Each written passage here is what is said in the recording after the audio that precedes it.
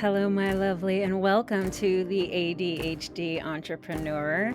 My name is Carrie, and I'm your host and the chief weirdo of Carrie Out Loud. I'm so glad that you found the podcast. And as a woman with ADHD who mentors women with ADHD, I am here to help you harness the traits you contend with and show you how to work with them and not against them.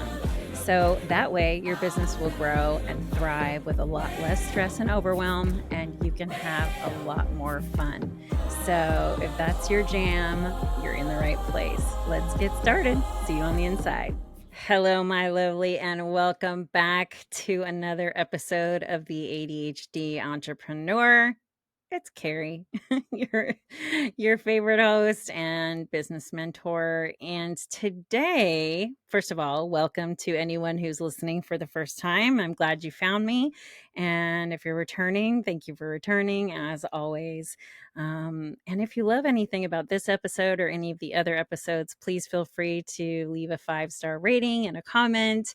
It helps me get to more awesome women like you who maybe have a late ADHD diagnosis, or women in business, all of those women that we're trying to reach and let them know that they're not alone.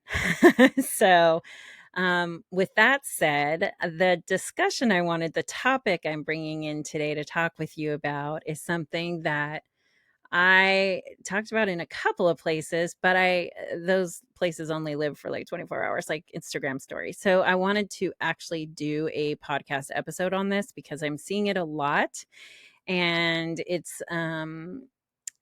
something that shows.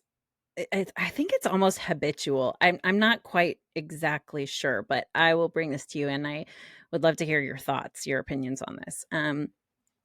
But what I'm seeing lately in stories on Instagram, like especially noticed it over this last week or two, is women coming on to their stories. And before they start talking or sharing or discussing what they want to, or, coming to you with what they want to tell you, they do this one thing that I think if we removed it and more of us removed it, it would become less okay. And I think we need that to happen. And here's what I've been seeing.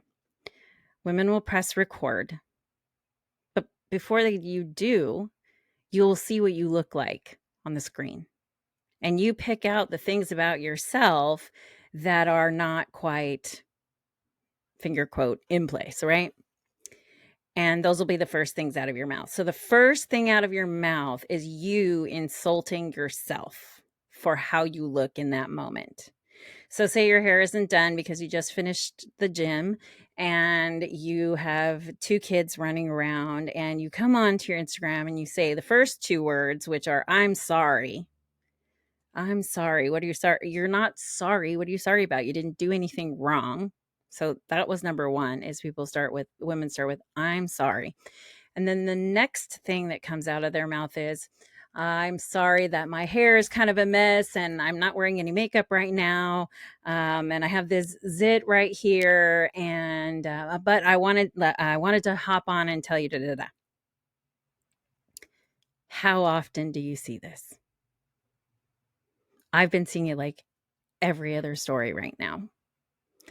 And so I wanted to call it out, not as a way of shaming, but more of a mirror. I want to hold up a mirror because a couple of things are happening here. Number 1, you're looking at yourself and picking out negative things about you. And then you are saying them aloud. And you can hear you talking. Let's say you go live, like you go into your stories most days of the week. But let's say 4 or 5 of them, you start with something like that. Your brain is holding on to that information and looking at negative things about you. And we are so used to doing this. We are so used to, especially as ADHDers, pointing out what's wrong with us first so you don't point it out. Does that sound familiar? I'm guessing to most women in general, that sounds familiar, right? So that's the number one thing you're doing by doing that is you are talking negatively about yourself out loud where you can hear it. Number two, you're saying that out loud and other women are watching you and going, oh, she's putting herself down. I put myself down. I guess it's okay. It's not that I don't want you to be authentic. It's not that I don't want you to be who you are, but is who you are apologizing for how you look every day? Do you walk around in your day-to-day life going, "Oh, I'm sorry about my hair, but I just wanted to ask you a question." I don't think we do that in our day-to-day life. Or nowhere near as much as I've been seeing it. And so, what if as a collective of women who are listening here, we don't do that anymore? What would happen if you just started talking to the camera like you had picked up the phone to call your best friend? And you really started leaning in to talking that way. The people who know you the best, the people you laugh with, the people you're most fun with, the people who you get on FaceTime with and you don't go, "Oh, I'm so sorry about my hair." No, you wouldn't do that. You just jump right into the conversation.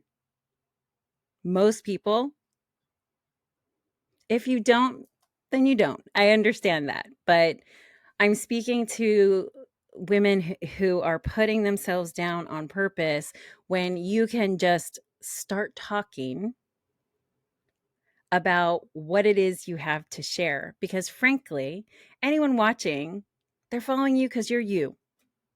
They like you exactly as you are, or they wouldn't be following you.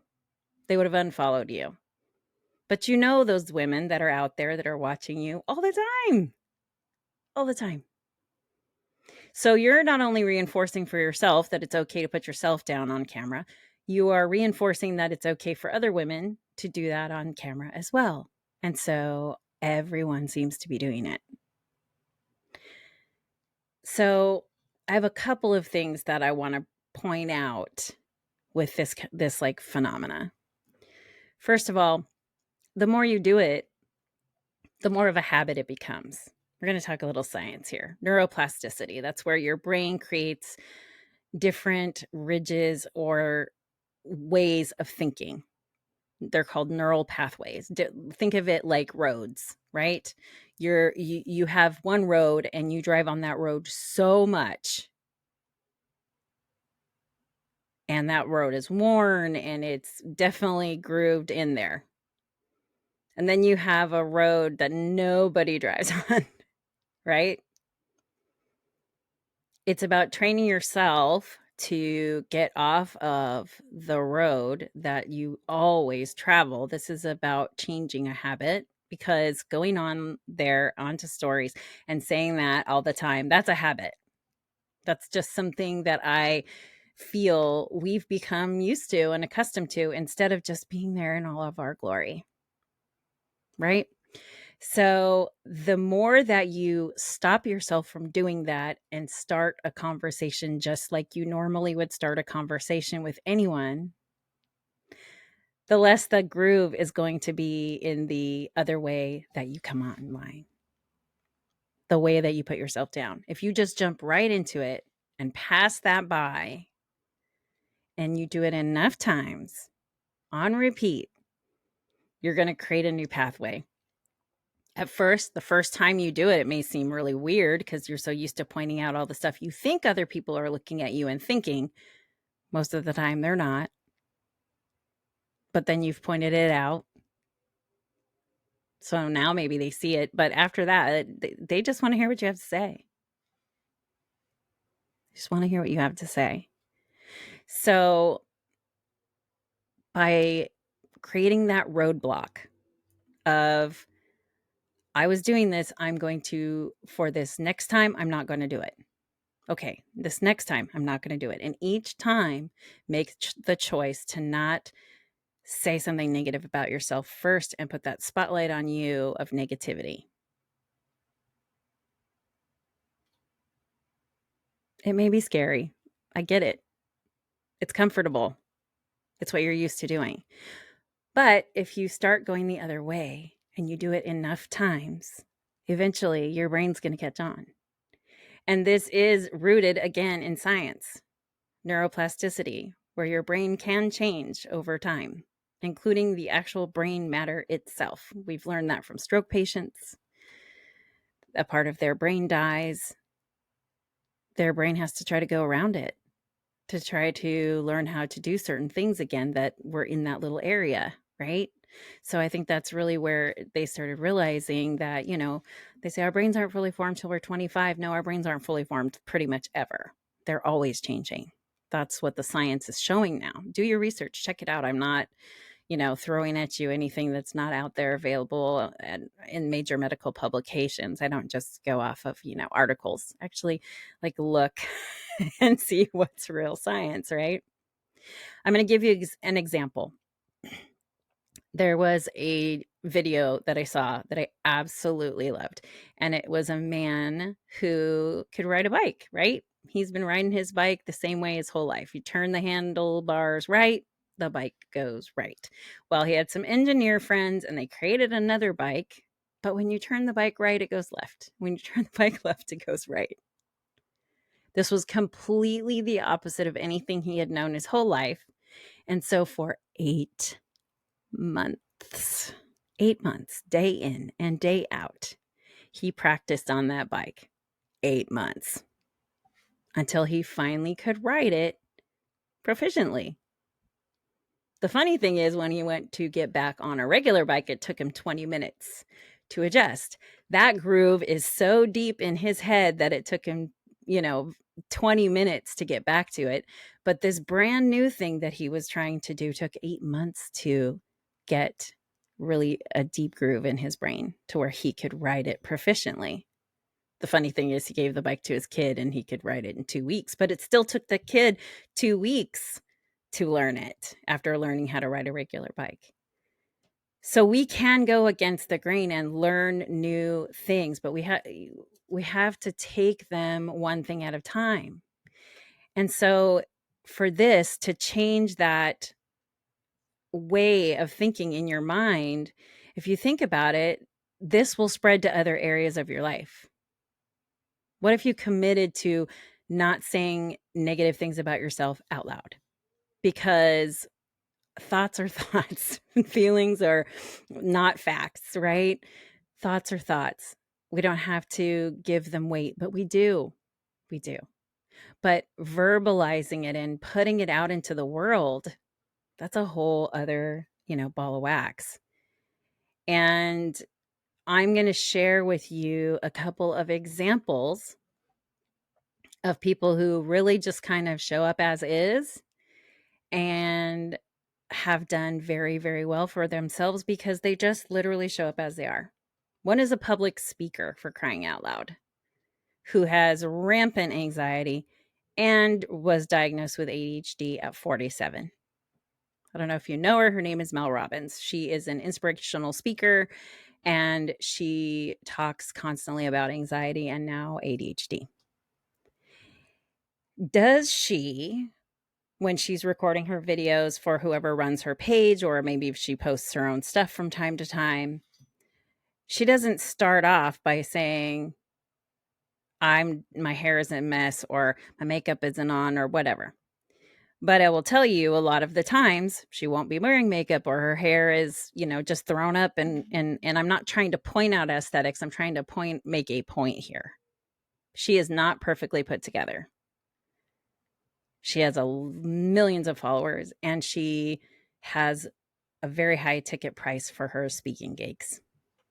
She does a lot of public speaking and helping women in that moment, in the moments that they're having the hardest time. Do you think those women are looking at her hair or her makeup? No, they're looking at the fact that this woman is incredible, has a lot of knowledge, and can help them. She doesn't point out her flaws. She talks about what she struggles with, but she doesn't come on camera and talk about her aesthetics. The second one is probably my favorite Instagram person on the planet. I jokingly call her my life coach because I love her so much. Her name is Elise Myers. She has ADHD and several other things that she contends with. She had a kid. She's got another one on the way. She has a really amazing husband. She has a walking standing desk, all of these things. How did she become popular? She created a video about a time when she bought a date 100 tacos. She also, again, not to point out her flaws, but to make a point, her hair is always pretty much a mess. It's sticking out because she has very curly hair. So, like, strands are sticking out everywhere. She hardly ever wears makeup. Actually, I don't think she does at all. And she became beloved because she was just authentically, what I like to call audaciously, herself, without pointing out, here are the things wrong with me. She'll talk about things she struggles with, but she won't be like, oh, my hair is this and my makeup is that. And now here I'm going to tell you what I want to tell you. It takes away from what you're saying to other people. It takes away from what you want to share. And we're so used to pointing out our flaws to ourselves that it is literally coming out of our mouths now.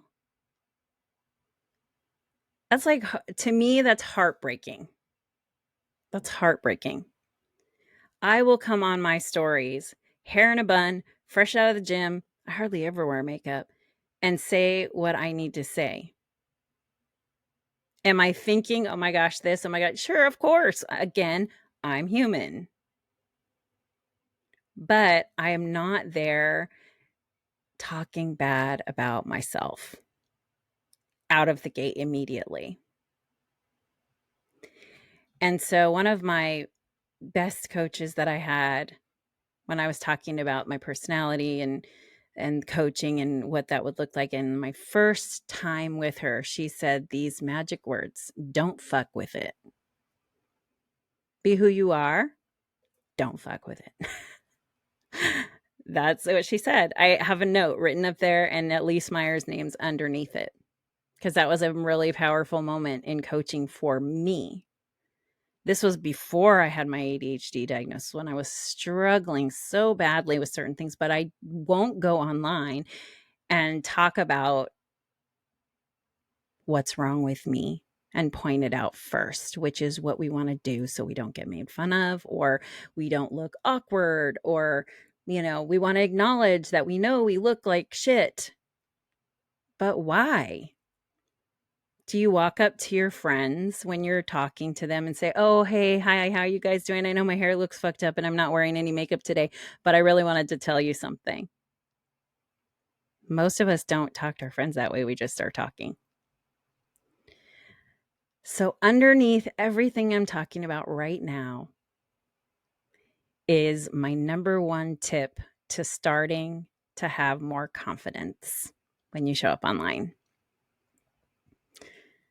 When you take that piece out, not piece out, but when you take that part out, that part of the beginning where you say those things about yourself and you just start speaking, you're going to be hearing that less out of your own mouth. That's going to make you feel more comfortable over time. And then you're going to become more confident over time because you aren't verbally putting yourself down however many days a week you start your stories with that. And I know for a fact so many do, because I've been watching and I've been seeing it become more popular. And I'm like, no, no. So I was thinking, what could I offer you as a reason to stop doing it? And it's a way to start feeling more confident and comfortable when you show up, and showing other women that it isn't okay to put themselves down out of the gate. That you just go. You just tell them what you want to say about your product or your services or whatever it is you're going on vacation, whatever it is you're sharing. You're not starting out with just an insult to yourself. And other women are seeing that, and they're seeing you looking more comfortable and confident, and that may help them do the same. Because showing up and talking meanly about yourself and somebody else being like, oh, well, she does it, so I guess it's okay for me to do it too. That's the flip side of the coin. I'm not saying you're going to sound perfect. I'm not saying everything's going to go great. I'm not going to say you're going to feel confident every minute of the day, but I will tell you, if you lean into this neuroplasticity piece where you've been saying this over and over and over again, and you start doing something different and creating a roadblock, you're going to stop hearing in your head as much negative talk as you do, because you're not putting it out of your mouth. The universe can hear you. So can you. So my ask is that you try it. That you try it. Just get into the meat of it, baby. Your people who are following you are there for you because they like you as you are. What if you started behaving that way? How much more confidence would you have? I'll tell you from experience, a lot more confident. And that will help the women around you, because they'll see you in your power and they'll be like, oof, I want to be in my power too. It's a ripple effect. I said this, and I'll say it to end this, is that even if you are not a influencer of some sort, right? Like who I was talking about, Mel Robbins, Elise Myers, you are of influence to those who are there. You are of influence to them. And especially if you are selling a service or a product or whatever it is, working on being a little more comfortable in your skin, even 15%. Like, I'm not talking about you have to like make a major change overnight. That's not realistic. But just by cutting out that one thing, don't you think your comfort and confidence would go up just a little bit if you didn't think that that was how you had to start every story? I'll say it one more time. You may not be an influencer, but you are of influence to your community. So keep that in mind. And maybe it'll help you with your own self-confidence, because you won't say those things about yourself and you'll start to feel better in some ways. I'm not saying it's a cure-all, it's going to fix everything, but I bet you'll notice a difference if you stop. That's it. That's my number one piece of advice for starting to gain more confidence, is if you do that. Give it a shot. Let me know how it goes. And I see you. I love you. And I'm rooting for you always. And I cannot wait to see you next time. And so with that, I will say bye.